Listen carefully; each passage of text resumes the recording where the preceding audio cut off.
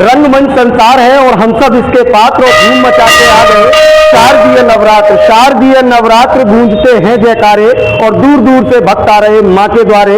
जैसे महिषासुर को मारा था जगदम्बे, वैसे ही वध कर डालो आतंकी बल्ले। जी हाँ, नवरात्रे चल रहे हैं और इस समय हम माता रानी के दरबार में खड़े हैं। तमाम चीजों को लेकर कैसे नवरात्रों में पूजा अर्चना करनी चाहिए और कई तरीके की भ्रांतियां लगातार जिस तरीके से फैली हुई हैं शिव पूजा को लेकर, उसको लेकर भी आज हम बात करने वाले हैं। और इस सच्चे दरबार में हमारे साथ आचार्य श्री राधा शरण जी मौजूद हैं। उनसे हम जानेंगे कि किस तरीके से नवरात्रों में पूजा करनी चाहिए और कैसे, क्या भगवान शिव की अर्चना कैसे करनी चाहिए, जिस तरीके से तमाम भ्रांतियां हैं आचार्य जी। तो सबसे पहले तो नवरात्रे चल रहे हैं, कैसे माता रानी का पूजा अर्चन करना चाहिए, किस तरीके से माता रानी को खुश करना चाहिए। जय श्री राम, जय श्री राधे। अभी पावन पर्व शारदीय नवरात्रि जो कि शरदकालीन पूजा कही गई है वो चल रही है। ये 9 दिवसीय माता का जो 9 रूपों में पूजन होता है, आह्वान होता है।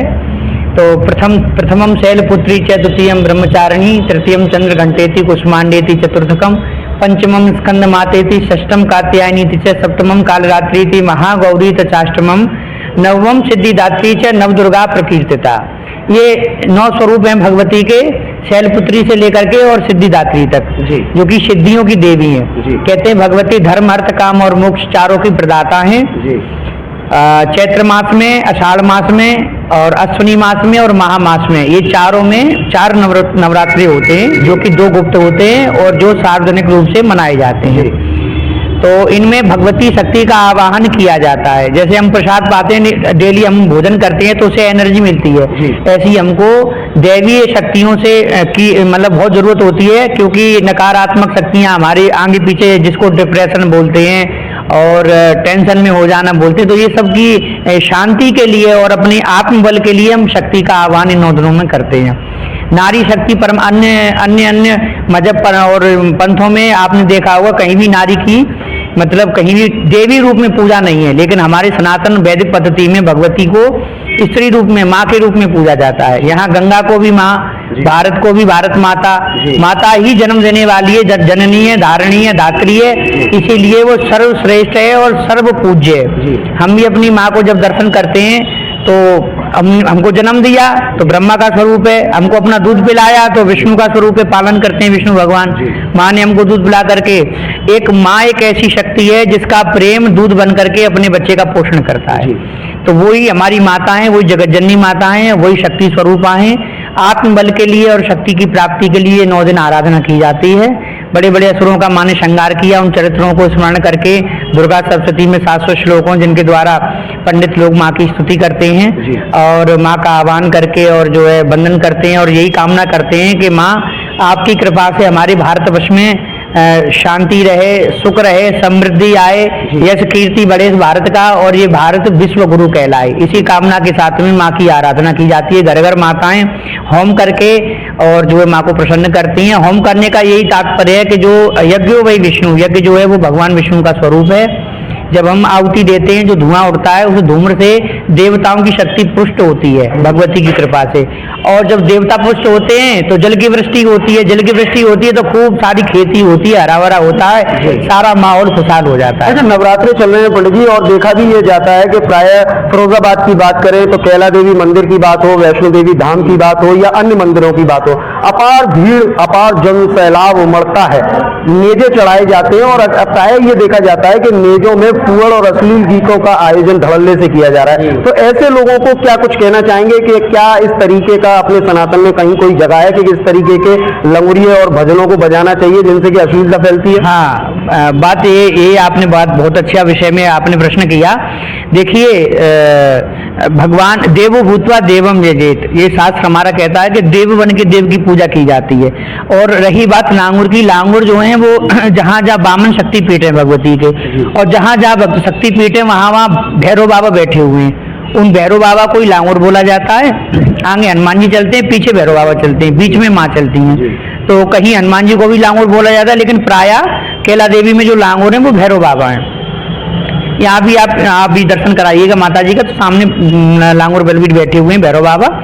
तो उनका स्वरूप ही बदल दिया है। वैसे प्रायः सभी जितने भी भक्त हैं तो एक मान्यता है कैला देवी में कि जितने पुरुष हैं वो सब लांगुर हैं और जितनी भी देवियां हैं वे सब जोगनी है मैया की, उसी स्वरूप में देखा गया है। पर हमारे लांगुर इतने अभद्र थोड़ी हैं कि वो इतने अश्लील और मतलब जैसे कोई अशिष्टता से परिपूर्ण समाज वैसे जो गाने योग्य नहीं है और जो बोलने में भी जिनको हमको शर्म आती है, ऐसे ऐसे अभद्र श्रवण करने को मिलते हैं। तो मंदिर में जाएं तो मंदिर में सात्विक बजा रहे हैं, उनसे क्या कुछ कहना चाहिए? हाँ, मंदिर में वैसे प्राय मैं मंदिर में भी देखता हूँ, मंदिरों में भी उल्टे सीधे जो है ये भद्दे गीत चलते हैं, तो ये समाज में विकृति पैदा करते हैं। और मंदिर में जाने वाले जो सात्विक प्रवृत्ति के भक्त हैं, जो शांति लेने जानते हैं, उनके मन में अशांति पैदा करते हैं। और जो श्रद्धा से जाते हैं, मान लीजिए, और वहां हम जा रहे हैं शांति प्राप्त करने, काम क्रोध लोभ तो दुनिया में आग लगी हुई है, उस आग को शांत करने हम मंदिर में जा रहे हैं। मंदिर में जाते ही हमने क्या सुना कि लंगोरिया घंटोली और देख के गए लहंगा चोली, बताओ वहां अश्लील शब्द सुन करके अब वहां श्रद्धा होगी कि अश्रद्धा होगी? उससे विशेष अश्रद्धा का जन्म होता है और फिर मंदिर जाने में घृणा होती है। और जो दुष्ट लोग होते हैं, जो चरित्रहीन होते हैं, ऐसे लोगों का वहां जमात लग जाती है और वही ऐसे भद्दे गंदे गानों पर जिसके चलते भीड़ हो जाती है। हाँ। एक आखिरी सवाल पंडित जी आपसे ये जानना चाहता हूँ, क्योंकि लगातार ये देखा जा रहा है सोशल मीडिया पर एक बात बड़े जोरों से प्रचारित हो रही है कि शिव जी को जल चढ़ाया जाता है और शिव जी को जब जल चढ़ाया जाता है तो उस जल का पान नहीं करना चाहिए, ऐसा कुछ लोग कहते हैं। तो क्या वास्तविकता में शिव जी पर जल चढ़ने जो जल चढ़ता है उसका पान करना चाहिए? किस तरीके से शिव जी की पूजा करनी चाहिए? क्योंकि तमाम जो भ्रांतियां उसके विषय में संक्षिप्त में आपसे जानना चाहता हूँ। जी, भगवान सालिग्राम और भगवान नर्मदेश्वर ये स्वयंभू प्रकट परमात्मा माने गए हैं। भगवान के दो स्वरूप हैं। शिव पुराण के अनुसार नमः निष्कल रूपाय, नमः निष्कल तेजसे, नमः निष्कल स्वरूपाय, नमस्ते सकलात्मने। ये सारा संसार भी शिव स्वरूप है। शिव के निकलने पर सब शेष रह जाता है। कहते हैं निष्कल रूप जो भगवान का है उसको कहते हैं लिंग माने प्रतीक। शिव जी का जो निष्कल माने निराकार स्वरूप है, ओमकार स्वरूप है, वो ज्योतिर्लिंग है। और भगवान का जो सगुण स्वरूप है वो ध्यान करते हैं सभी लोग, तो ध्यान में बोलते हैं शांताकारम शिखर शयनम नीलकंठम सुरेशम। तो शिखर के ऊपर बैठे, उत्तंग शिखर पर बैठे हुए भगवान सदाशिव हैं, तो वो सगुण स्वरूप है। और उन्हीं भगवान का जो चिन्ह है, मतलब प्रतीकात्मक जो भगवान का स्वरूप है, वो निष्कल स्वरूप साक्षात शिवलिंग स्वरूप है। इसी प्रकार भगवान विष्णु लड्डू गोपाल जी आप घर में दर्शन करते होंगे, घर में लड्डू गोपाल माताएं सेवा करती हैं, तो वो भगवान का सगुण स्वरूप है। और वही शालिग्राम जी के रूप में हो तो निर्गुण स्वरूप है, वो भगवान विष्णु का प्रतीक है। अच्छा, बात रही आचमनी लेने की, तो शिव पुराण में ऐसा है, शिव पुराण में कहा गया 3 बार आचमनी लेने से दैहिक, दैविक और भौतिक 3 प्रकार के ताप दूर होते हैं। और जो सतोगुण, रजोगुण और तमोगुण है, कोई यदि सन्यासी उसको लेता है शिव जी के चरणामृत को, तो शिव जी के लिंग के अमृत को लेने से क्या होता है, रजोगुण, तमोगुण और सतोगुण, ये 3 गुण से बंधन रहता है सृष्टि का। इसी तीनों गुण से सृष्टि चल रही है। और जो साधु मोक्ष को प्राप्त करना चाहते हैं, तो शिव जी के चरणामृत की इतनी महिमा है कि उस आचमनी को लेके महात्मा जन सतोगुण, रजोगुण और तमोगुण से विजय प्राप्त करते हैं। जैसे शिव निर्गुण है, उसी प्रकार से संत भी निर्गुण हो जाते हैं। कब?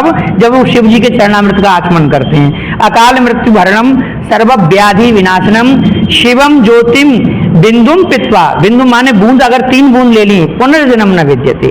3 बूंद लेने पर शिव पुराण में स्पष्ट है। और यही श्लोक पद्म पुराण में भी आया है, विष्णु पादोदकम पित्वा पुनर्जन्म न विद्यते। भगवान विष्णु के लिए भी और शिव के लिए एक ही बात भगवान व्यास ने कही है। मतलब आचमन ले सकते हैं? बिल्कुल लेना चाहिए।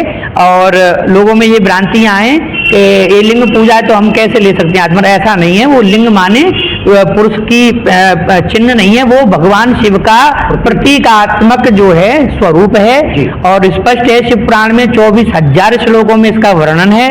शिव जी क्या है और शिव तत्व क्या है, कभी शिव पुराण कथा हो तो विस्तार पूर्वक समझाऊं, लेकिन अभी इतना ही कहूंगा। भगवान शिव का निर्गुण रूप भगवान शिव हैं और सगुण रूप शंकर जी हैं। धन्यवाद हमसे बात करने के लिए महाराज जी। तो ये थे हमारे साथ राधा शरण महाराज जी, जिन्हें आप सुन रहे थे सीधे तौर पर किस तरीके से नवदुर्गाओं में पूजा अर्चना करनी चाहिए और शिव जी का जल लेना चाहिए या नहीं लेना चाहिए, तमाम उन सवालों पे सीधे जवाब देते हुए। और जिस तरीके से नवदुर्गों में जो लंगुरिया और कुछ भजन चल रहे हैं, फुअर गीत उन्हें कहेंगे, फुअर और अश्लील गीत जिस तरीके से जो लोग बजाते हैं, उनको भी सीधे तौर पर महाराज जी ने कहा कि इस तरीके का आयोजन, इस तरीके के गीतों का बजाना और गाना हमारे सनातन धर्म में बिल्कुल वर्जित है। और जो भी इस तरीके का कृत्य करते हैं वो बेहद निंदनीय है और ऐसे लोगों पर कार्रवाई भी होनी चाहिए। चाहिए। फिलहाल इस खास इंटरव्यू में इतना ही। सहयोगी मयंक शर्मा के साथ मैं देवाशीष शर्मा, भारत 24 के लिए एक विशेष संवाद।